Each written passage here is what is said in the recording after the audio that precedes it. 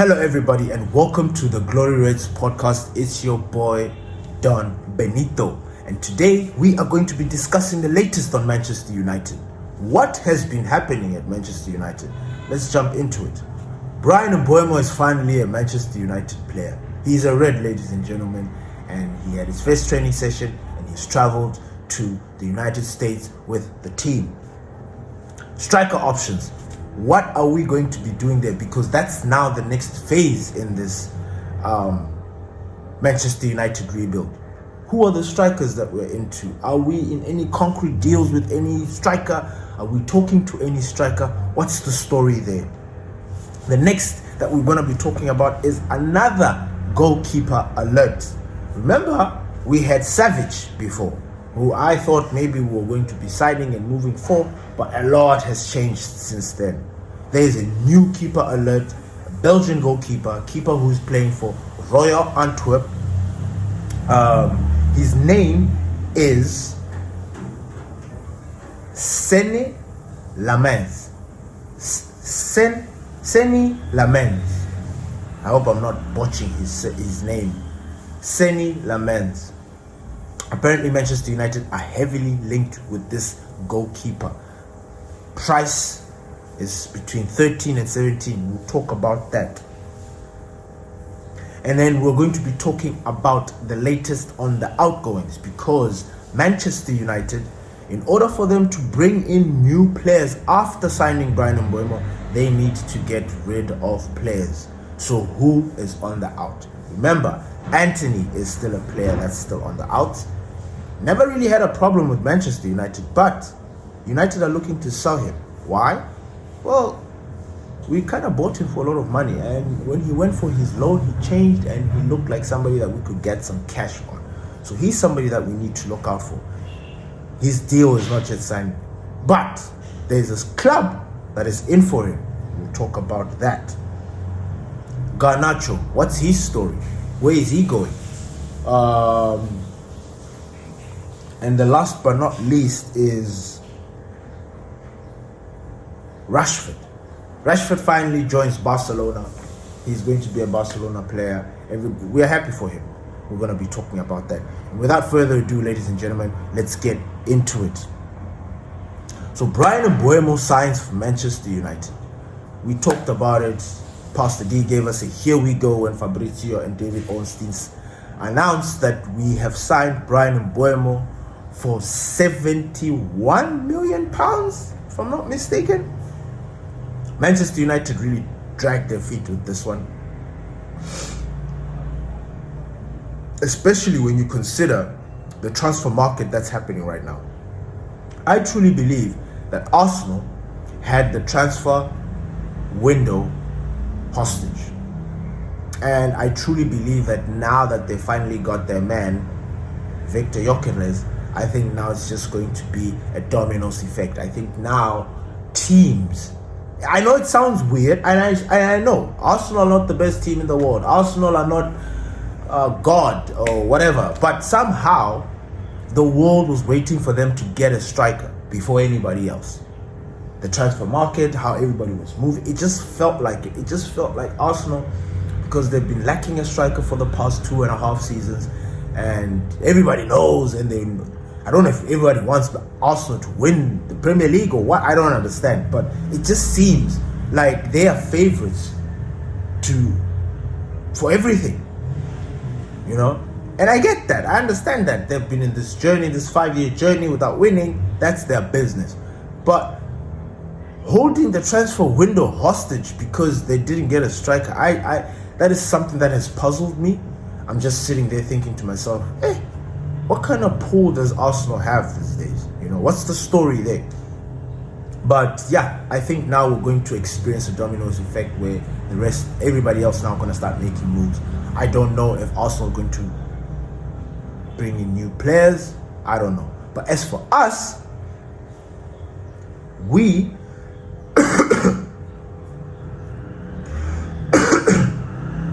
I think the next level or the next stage for Manchester United is going to be selling players.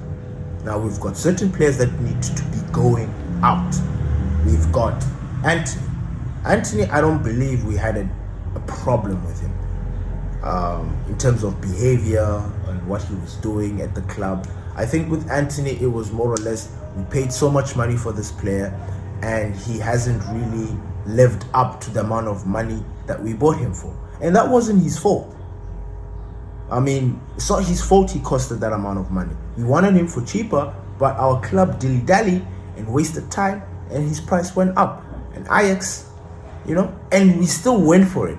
But remember that story that Erik ten Hag, there was a story that came out like 2-3 weeks or a month ago, where Erik ten Hag was talking about he didn't actually want to sign Antony. I think he wanted a different option because he was expensive.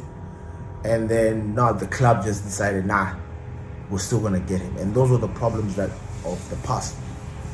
So Antony needs to leave.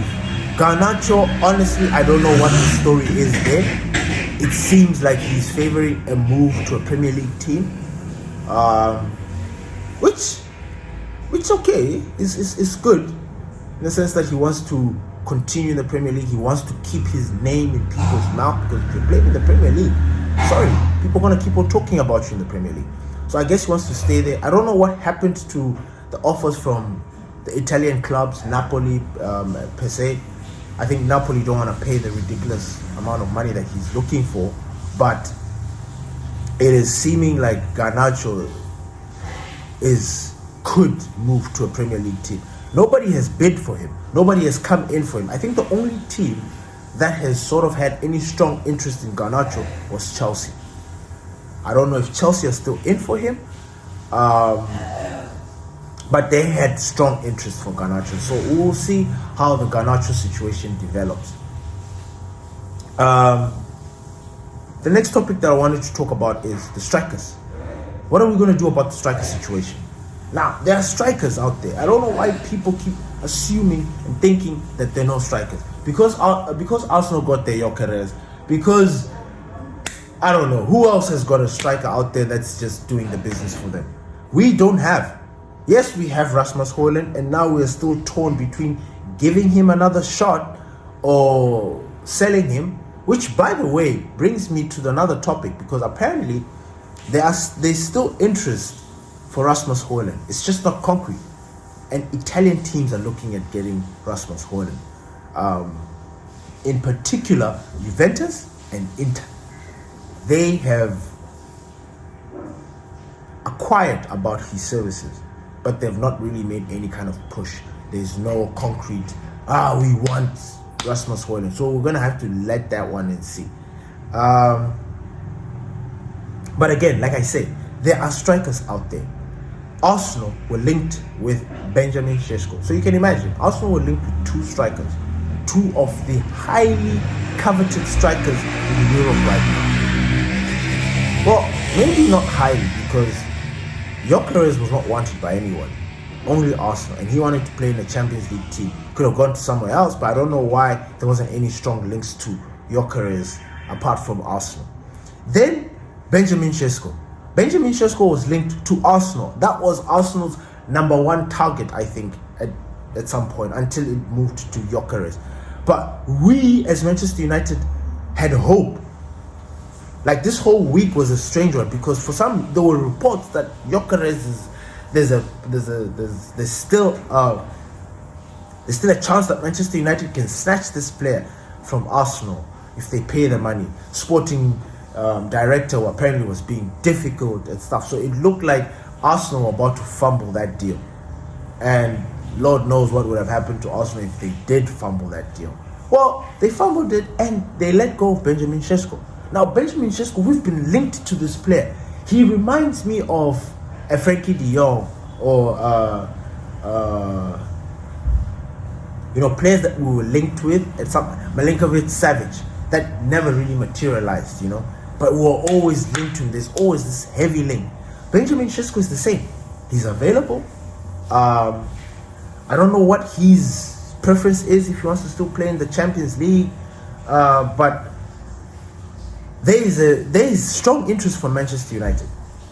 They want the player, but no attempt to sign this player has come through. The club have not said anything. There is just interest. They have not gone to the club to speak to the club. They've not attempted to contact the camp of Benjamin Sesko. They're just finding out about his availability through intermediaries. And that is annoying, because you think about it and you'll be like, what? Maybe this kid can actually come and do a number for Manchester United. I look at him and I'm like, he's old school, powerful. I look at him and I'm just like it's like watching it's like a time capsule. You know, it's like you go back, you know, and you look at him, he's so old schoolish. And you know, man, I vibe with old school, man. I vibe with the old school football. And when I see certain players that display those traits, I just get excited. And Benjamin Sesko is like that. He's powerful. He's got a shot on him. You know, he is creative. He's instinctual. You know, he's a poacher. He's got speed. You know, his low center of gravity is like he's the complete striker. I just don't know if he's a perfect fit for Ruben. I think Ruben can turn him into one of the deadliest strikers. I mean, he did that with Victor Gyökeres. So why can't he do that with Benjamin Sesko? So, yeah. Then there is Randall Kolo Muani. Randall Kolo Muani for me is a dream. You know, like how we just signed Cunha and Mbeumo? Players that I never imagined in my wildest dreams that we were going to get these players. I swear to God. These players are fantasy players. You know, you look at a player. For example, I'll give you another fantasy player for me. Rodrigo, the one in Real Madrid. He's a fantasy player. You know, you look at him, he's at Real Madrid, but there's a possibility that boy can leave Real Madrid. Now, you know, you sit there and you think to yourself, wow, Rodrigo he's good. He's a good winger. He's a good number 10. Like, he can actually play in that number 10 position. Obviously, I'm not saying we should go and get him, because that number 10 position or that role in Manchester United has been filled. It's to the brim. We don't need any more number 10s, especially in our new system. So we are good there. But if there was an opportunity, if an opportunity presented itself, I think it would be a very good opportunity.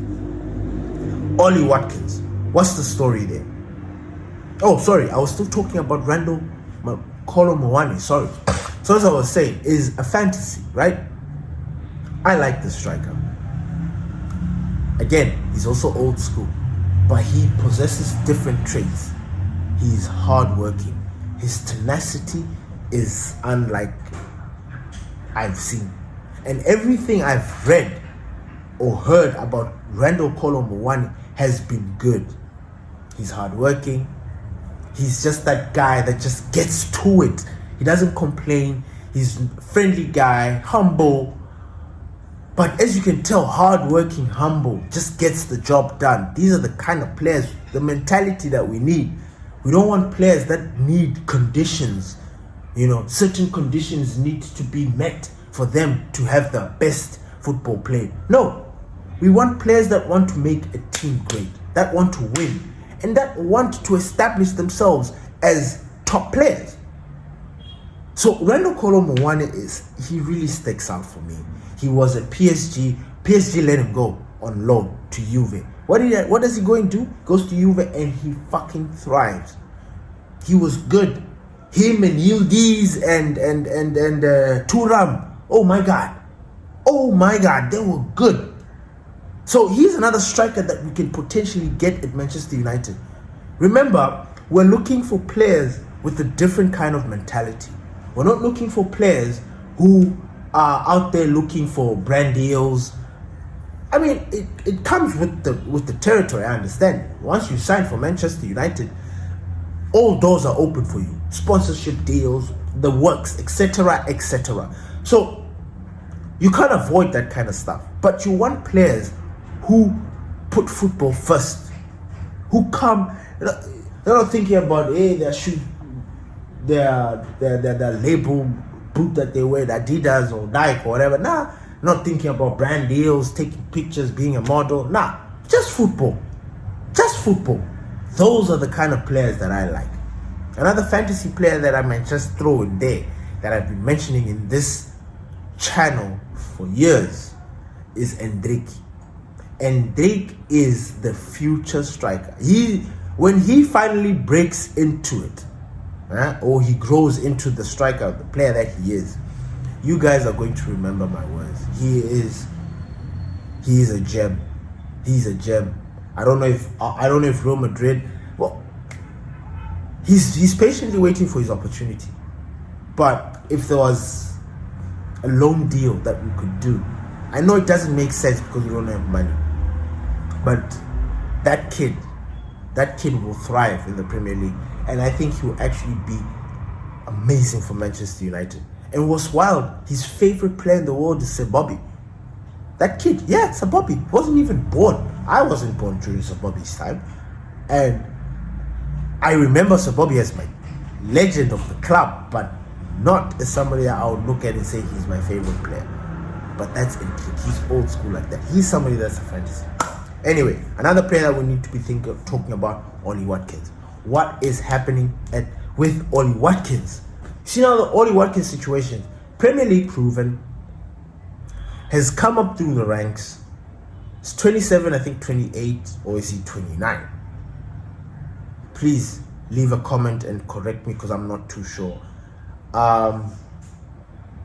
Aston Villa are looking to revamp their team, and they're looking to let go of Ollie Watkins. I think if they don't find a replacement, he will stay. That is the striker potential for us. Ollie Watkins has had one of those dream journeys in football, coming from the Championship, then coming to the Premier League, and then getting signed by a Premier League team, and then staying, and then be establishing himself, and then becoming an England international. It's just a beautiful story. And when I look at the way we play, Ollie Watkins is perfect. I look at Rasmus Højlund, right? And I look at the way he deals with the defenders. And it's good at times, but most times it's just like, wait, what's going on? And I look at Ollie Watkins, and Ollie Watkins brings a different flavor to it. And I like that. So that's a story that we can keep an eye out. But this striker situation is going to be hotting up soon. I don't know if we're going to get a striker, because when you think about it, we've got we've got Obi, we've got Zexi, we've got Rasmus Højlund. And we have got Cunha, who can do a job there. He's not a striker, but he can do a job. Bryan Mbeumo can do a job. They can do a job. They're just not specialist strikers. So that is the issue that we have. The next topic that we're going to be talking about is another goalkeeper alert. Senne Lammens, goalkeeper from Royal Antwerp, Belgian goalkeeper. This dude is huge. He's a big boy. He's a big boy. Manchester United are heavily linked with this player. Now, what's the goalkeeper situation at Manchester United? Onana is injured, but making a very speedy recovery. Apparently, he's working so hard. He's traveled to the United States. I won't be surprised if he plays in one of the games, because he's already knocking at the door of recovery. So that's the situation. Now, this goalkeeper story only happened because Onana picked up his injury. On top of that, Ruben Amorim wanted to swap to have a new goalkeeper, right? So what was the story? There was Emi Martinez, aka Dibu. There was the Savage brother, who we talked about. So that one, it looks like it has died out. Now it is this guy, Senne Lammens. And apparently Manchester United are very heavily linked with this guy. The guy is going to cost between 13 and 17 million pounds. I honestly think it's a bargain. The player is 23 years old.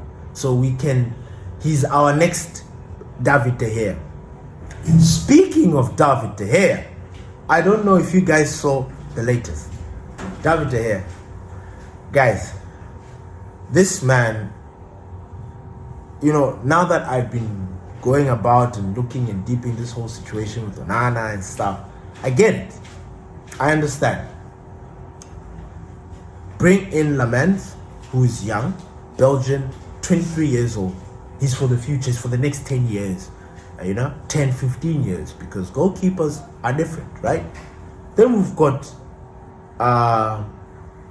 Onana, who, by the way,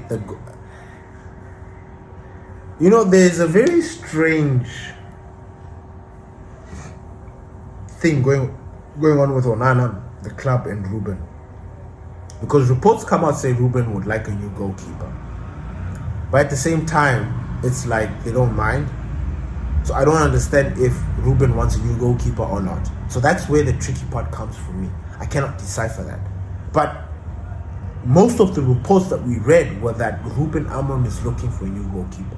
I think Costa was mentioned, Dibu was mentioned, Savage was mentioned, and we knew that Altay Bender is planning on leaving. But we saw him play for us in that preseason game. So I don't know where Manchester United is when it comes to this goalkeeper situation. Turns out David De Gea has been hoping and waiting for a beautiful return to Manchester United. He literally, reports came out, I think he did an interview or whatever, he literally turned down all European clubs. He had interest, and rightfully so, because he was the highest rated goalkeeper last season, and he was playing for Fiorentina. He didn't even play much in the Champions League. I don't even know if he played in the Champions League, but he didn't do much. But he cemented himself as one of the greats of the game, highest rated goalkeeper last season, amongst, if not top 3. He was putting 7.5s, 8 performances out of 10. That's David De Gea, someone who we thought was finished. Erik ten Hag, who, by the way, I love, but when it comes to this David De Gea, nah. There he pissed me off. That's where we had our little, because the way we treated David De Gea was not it. He didn't, David De Gea deserved a testimonial. I don't know if that makes any sense, but he did. What? Wait a minute. Whatever happened to testimonials? Huh? Are we not doing that anymore, celebrating players? Like, that shit is gone. Oh my God. But anyway, David De Gea said that he turned down all the clubs because he just couldn't imagine himself playing for another team other than United. He loves Manchester United. When I read that, my heart broke. It opened, my arms stretched out. I'm like, David, come. I'll take David De Gea in a heartbeat. I would. I know he's 34, but I'll take him in a heartbeat compared to Onana. I would. Because first of all, he's not going to cost much. David De Gea is not coming here and start demanding salaries. He's not. He understands the situation. He's going to come there, he's going to take what is given to him, and he will just serve his club. I don't know what more you want from a player. I don't know. But yes, that is the story on David De Gea and the goalkeeper situation. And then the last topic that I wanted to talk about is Antony the Spin, aka Antony. Antony, he's still looking for a club, and the only club that seems to be strongly linked with him or want a move for him are Athletico Madrid. We will need to keep that story checked. I'll remind you guys, I'm following closely on these players. It's just that every single day you just get regurgitated information, the same information. And until we get some sort of information that's different from what we've been getting in these past days, then we'll update you. But until then, thank you everybody for listening to the Glory Reds podcast. Don't forget, we are on Spotify. Check us on Spotify, check us on Facebook, and check us on all platforms. It's your boy, Don Benito. Peace.